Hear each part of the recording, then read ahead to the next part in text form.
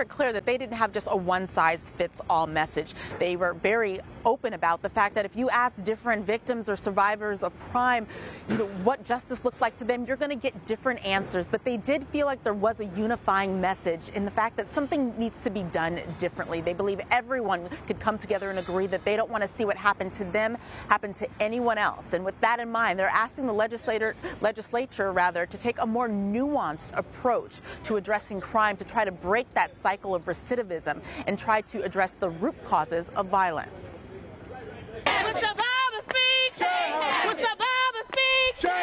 From across California, hundreds came together. You know what time it is, man. You know what time it is. Change happens now. Unified by loss and empowered by a commitment to change.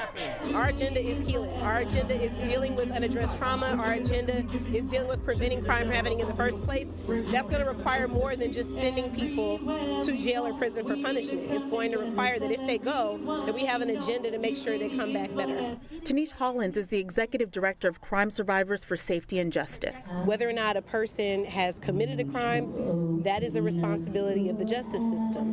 Whether or not individuals heal, that is all of our decision. This marks the organization's 10th annual Survivor Speaks conference, where those who have survived or lost a loved one to violence are pushing for more nuanced approaches to criminal justice. The state gets to determine who a victim is based on a police report. What we are calling for is an opportunity to expand that conversation so that survivors are recognized. They should be able to talk to a clinician. They should be able to talk to a medical provider, a school counselor. Have you all been able to get any kind of help like that? No, they deny. Beatriz Barajas says her family was denied support when her 24-year-old daughter Jessica Salcedo was killed in Stockton in 2016.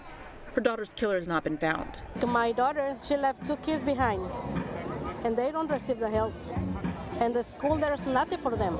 Barajas says 5 years ago she spoke very little English, but has learned the language out of a determination to advocate for her family and her daughter's memory. So we're together, we're making more voices for they can listen us. Because if we are not together, there's nobody listen us. And that was one of the many issues raised today, the need to be more inclusive of who we're talking about when we're talking about victims, not just survivors and people who died, but the families left behind and who is able to access the limited resources that the state does have for those families. And so that is one of the things that they are advocating for, bring it to the forefront. There are a couple lawmakers who did speak at the event today who are pushing their own sets of legislation that they feel will help this overall agenda. Reporting from the Capitol, I'm Karma Dickerson, Fox 40 News.